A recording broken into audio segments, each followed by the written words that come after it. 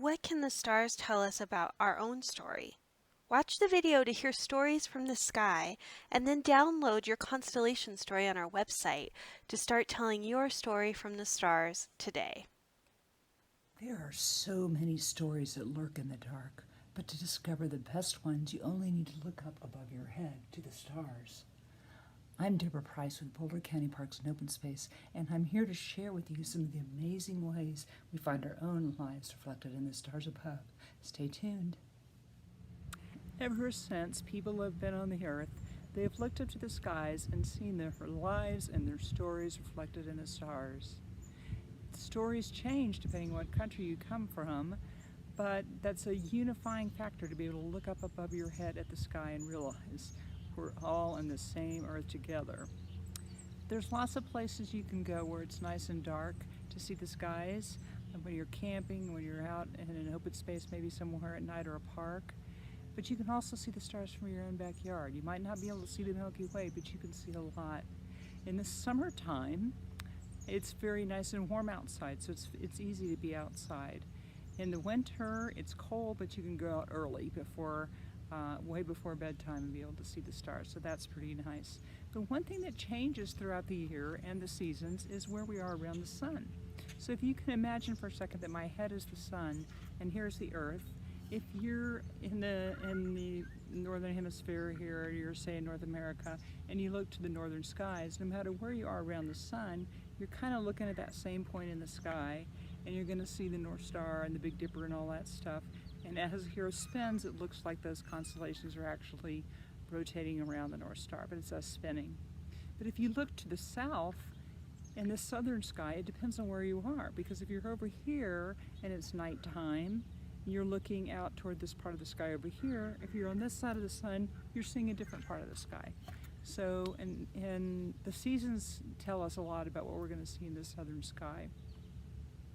And that relates to the first story. The story of the Scorpius and Orion comes from a Greek myth, and it's a great one that fits in with our changing seasons. Many of you are familiar with the constellation Orion. So Orion is a great hunter across the sky. You can see the three stars that make up Orion's belt. He's got his feet down there and his arms, and he's shooting arrows. And then Scorpius actually looks like a scorpion. You can see the big stinger tail here.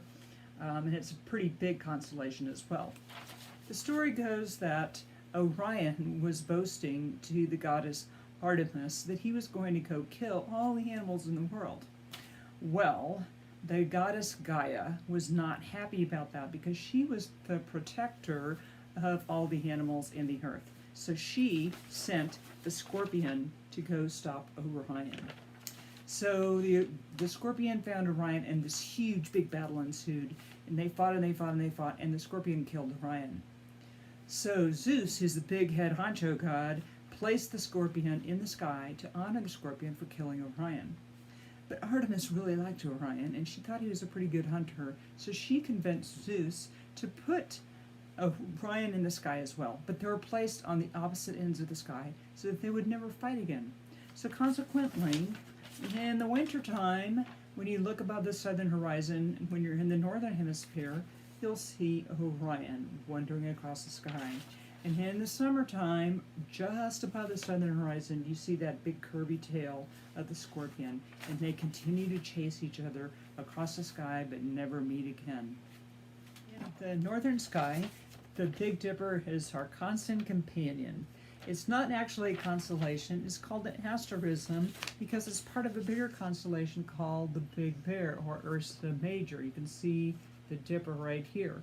And there's lots of stories about the bear, but one of my favorite stories about the Dipper comes from the Wasco tribe of Native Americans that are from what we now call Oregon. And this is a little shortened version of the story, but basically it's about 5 wolf brothers. So the 5 wolf brothers are looking up at the sky, and they see 2 animals that are up there, and they can't figure out what those animals are. So the coyote comes along and decides to help them get up to the sky so they can see those 2 wild animals. So the coyote shoots these arrows up in the sky and makes a big long arch, and the 5 wolf brothers crawl up that arch of arrows to the sky to see what's up there. So here the two animals are looking at, and the two younger wolf brothers get pretty close. The three older wolf brothers are a little more cautious and they sit farther back. But they look to see what it is, and those two animals sitting there were grizzly bears. Well, the coyote looked at that picture of those wolf brothers sitting there looking at the bears, and he thought that was such a cool picture that he snuck away, climbed back down, took all the arrows down with him, and left them in the sky so there would be a picture in the sky. But the best part about that is that those two grizzly bears point our way to Polaris, the North Star, and help us find our way north all year long in the Northern Hemisphere. Now, that story and the one I told you about Orion and Scorpius are a lot older, but we have some that have modern references as well. If you've read the Harry Potter books, you may know that many of the characters get their names from stars and constellations. One of those is Sirius Black. So Sirius is named after the star Sirius. So Sirius is called the dog star because it's in the constellation Canis Major, or the big dog, and that happens to be Orion's hunting dog. So here's Orion's belt. If you take a line, imaginary line, you go left, you hit Sirius, a very seriously bright star. And then you see the rest of the dog here in the head. And in the story, Sirius Black becomes a dog. Woof woof. Now another character is Draco Malfoy. Draco is kind of a Slytherin guy, and he is named after Draco the dragon in the sky. So if you look for the dragon in the sky, it actually slithers around between the Big Dipper and the Little Dipper. It's a hard constellation to see, but if you know where to look and you learn how to find it, you can see Draco up there. The last one I want to tell you about that's kind of a modern reference, it has to do with a car that might be in your driveway. So many Coloradans drive Subarus. If you go outside and look at the back on the emblem, there's a little picture of stars there. And that has to do with this constellation, the Pleiades. So here again we have Orion, and he is hunting Taurus Bull. You see the head of Taurus Bull here to the right of Orion. And past the head of Taurus is this little smudgy place in the sky called the Pleiades. We often have stories about that relating to the Seven Sisters and older stories. But the name of that constellation in Japan is Subaru. So that's where that car gets its name, from the sky. Now to find all these constellations in the sky and learn more about them, you can get a star wheel like this from a science store or a science website. You can adjust it with the season, the time of day, and the time of and where you're looking, and you can find the stars in the sky at that particular time that you can be able to see with the constellations there. You can also make your own, which we're giving you directions for. This is a little make your own star wheel from Sky and Telescope magazine, and it works really well, and it's really nice, and even has daylight saving time on there, so it makes it very easy to find what you're looking for. So keep looking up, see what you can find, and make up your own stories. I hope you've enjoyed our little introduction to Stories in the Stars. When you go outside at night, remember the most important thing is to look up and see what you see reflected there, and maybe you'll find your own stories. And please share them with us. I'm Deborah Price with Boulder County Parks and Open Space, and thank you for joining us. Thanks for watching our video. Do you want to learn more? The Louisville Public Library has lots of great books you can check out to learn more about constellations and stories and help you tell your own stories of the sky. So many of those stories come from Greek myths, so checking out a book like the Treasury of Greek Mythology would be a great way to learn about some of those different stories in the sky. The constellations, stars, and stories will give you lots of background information about the different names of the stars, how they got them, and lots of interesting facts as well. Check this one out if you'd like to learn more stories and learn more about the skies.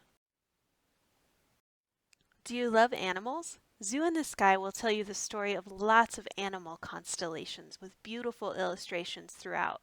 Check this one out if you'd like to know more about all of those different animal stories in the sky. H.A. Rey didn't only write Curious George, he also loved astronomy. This book is a great guide to the stars and will help you learn more about what's happening in the night sky. Once Upon a Starry Night tells the story behind 10 beautiful constellations in the night sky. You can learn more Greek mythology from reading this book.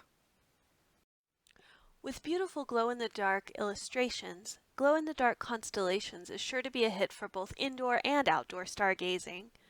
It also includes star maps and other fun ways to learn about the night sky. Thank you so much for joining us today and learning more about our stories in the sky. We hope you'll tell your own story in the sky and tell us about it. You can check out all these books and get more suggestions at the Louisville Public Library.